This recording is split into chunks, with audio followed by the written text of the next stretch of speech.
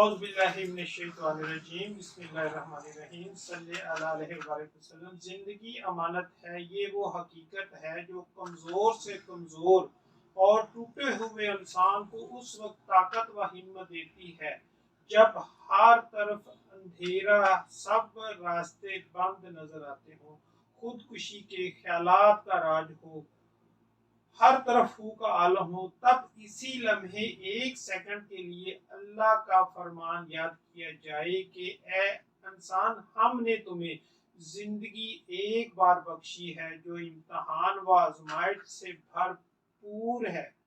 ہر وہ ذی روح جس کو زمین پہ بھیجا گیا ہے سب کو آزمایا جائے گا۔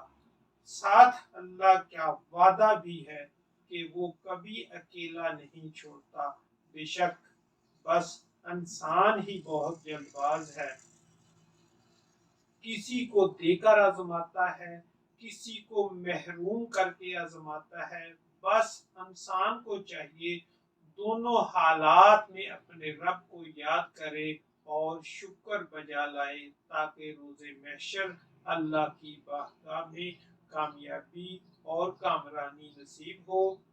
جب بھی منفی خیالات ذہن میں آئیں یا نا امیدی اور مایوسی خودکشی کا سوچنے یا کرنے پر مجبور کریں، بس 5 منٹ اپنے آپ کو دے یہ سوچنے کے لیے کہ زندگی اللہ پاک کی امانت ہے۔